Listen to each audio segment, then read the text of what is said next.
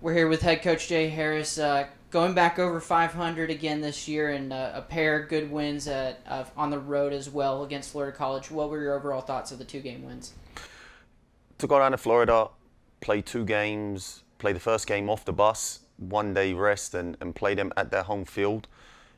It was what we wanted to do. We went down there, we came out with 2 impressive wins. We didn't know what we was going to face. Quite honestly, they had some up and down results similar to us in the fall. They lost 3-2 to St. Thomas, who we only narrowly beat 3-2 and 1-0. They lost and beat Warner, who we beat twice, but still 2 close games. So, we was going down expecting a close contest and a bit of a battle, hoping that we could come out on top. But we was more dominating and convincing in those games than I was actually anticipating. Was it just something offensively y'all combined for 11-0 on the two-game stretch? A lot of different people on the score sheet. Was it just something that was clicking offensively, or did y'all just have the right mindset, or was it kind of all the above? I think everything worked. Not to say there wasn't things we need to work on, because we definitely made mistakes and we missed a lot of chances, believe it or not. But from the back to the front, we was pretty solid. The defense done a great job in not allowing them to get in behind, or really everything that was in front, to win and keep it in front. And when they won the ball, they made good decisions on it. And then going forward, we did do a really good job out of midfield and moving. As you see, Mari getting 5 goals over the 2 games, and she's the attacking midfielder. So she was really our attacking force in those games. But everyone was involved, and we're getting crosses and good looks from inside the 6-yard box that we actually missed. We missed harder chances than we scored. We were scoring harder chances than the ones we were missing. So talk about Mari a little bit more. You've kind of moved her all throughout in different positions, attacking mid, defensive mid, holding mid, all the wingers sometimes. Can you talk about how she's so versatile, and then how she's been able to score the 5 goals in this past 2 games? Well, first off, Mari doesn't do it by herself. There's teammates around her that help facilitate what she's able to do. It took a team effort, so obviously she was pivotal in putting the ball in the back of the net. But players like Lexi done really well in creating space for her and feeding her the ball. And from wide positions, Marcella, Maddie, Downey, Isa, Anakin, all played roles, and even sitting behind with Foshi and Navy. Done a great job in helping Mari and allowing her to have the type of movement and seeing the runs that she's making. But in terms of where she's played, last year she played, in 2019, she played centre back. Was a good player. You could see she was very comfortable on the ball. But, I just didn't think that was her best position. And I saw more. I thought we could get more from her from a more forward role, and she played a few games maybe up top for us in the fall. But offensive midfield is definitely where she fits, and the freedom she has to move and see the game is what allows her to get in those positions to score. So let's talk about defense. It's hard to come by just a shutout, let alone 2. What kind of worked? And then I think one of the kind of biggest spots of this spring season is replacing Allison Schaefer, since she's not going to play this spring. So talk about that replacement, how they gelled, and then pitching a pair of shutouts.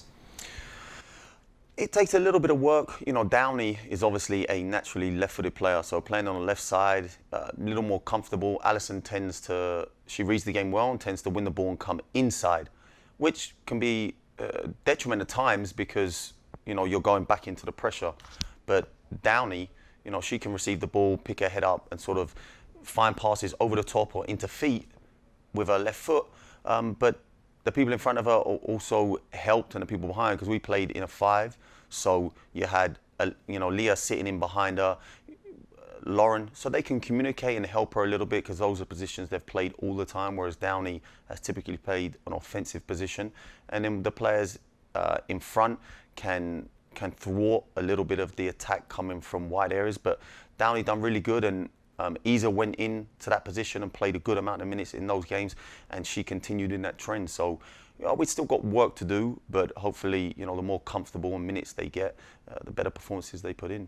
You put in 180 minutes in those 2 games, and now you turn your focus to Cumberlands. A very tough team to go against. It's going to be a neutral site game. Do you see that as an advantage, disadvantage, and then also kind of preview Cumberlands as well? If you look at our away form, I don't know if it's an advantage, but we're not playing at their ground. So, and you're playing on turf. So the advantage is with Cumberland, clearly, because they have a turf field, so they train and play on their turf field every single day. We don't. So even though it's a neutral ground, they're used to that surface. And although to me, ball to ball and you control and pass, same anywhere, it is different. Ball bounces. You gotta get up to speed quick. Read the surface and the bounce quickly. So there's no. You go in with a positive mindset and the mindset that we're going there to win, and it's going to be a competitive, tough game, and I'm looking forward to it. So kind of elaborate a little bit the competitive nature that Cumberlands is going to bring. Are there kind of areas of your scheme that you're saying this is kind of what we can exploit without exploiting too much here and divulging your secrets? But is there a little bit of what you're looking for, and maybe some area you can exploit? I'm really looking to see some film on Cumberlands from this year. They obviously didn't play they played a couple of games in the fall, but there's no video on them. We've played a whole conference, so that's a big advantage too, that they can watch 10 games of ours and see our strengths, our weaknesses, the formations we play. I can't see their players, I can't see the new players they've brought in. So I'm going off 2019, almost over a year and a half ago games. They're very good in midfield. They've got returners. They've got a few players from Spain who are very technically gifted. They work off of the ball really well. They clog the middle up. Their outside backs get forward. They can play a couple of different ways. They can press high, win the ball, and get to goal, or they sort of can drop and sit in and then possess and work their way forward.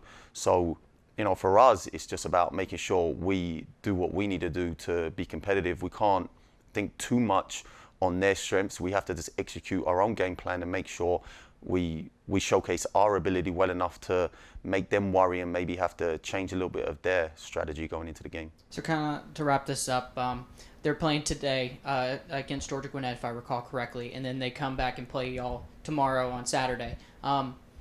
They haven't been playing like you were talking about. Do you see that as now they have 90-plus minutes under their belt going into it, and now you get to watch their game as well at Georgia Gwinnett. So do you see that as an advantage going back-to-back days as a team, and now y'all have a week of rest to get ready to go at it? It's tough. You never know. Obviously, seeing them today is going to be great, but we have a practice today and the game's tomorrow, so it's not. You can give the players a sense of what's going to happen, but you can't go over too much. I haven't had a week to plan and strategize and showcase what they're going to be like. So it'll give us an idea going into the game, and maybe we can tweak a few things.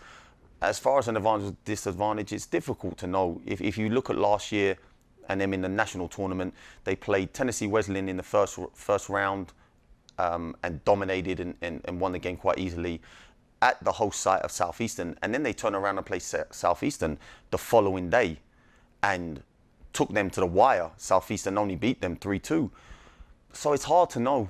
It really is. Are the players going to be a little lethargic because they haven't played too many games and they're playing back to back, or is the adrenaline and energy and it's something they've been working on in the fall and this spring? You just don't know. All we can obviously concentrate on is making sure we're ready to play, we bring energy and come with the right mindset to compete on that day and put ourselves in the best position to win. Well, we wish you the best of luck. Hopefully make it 3 straight games in a row. So best of luck to you at Georgia Gwinnett playing Cumberlands. It'll be a tough task, but I think y'all are up for it. Thank you.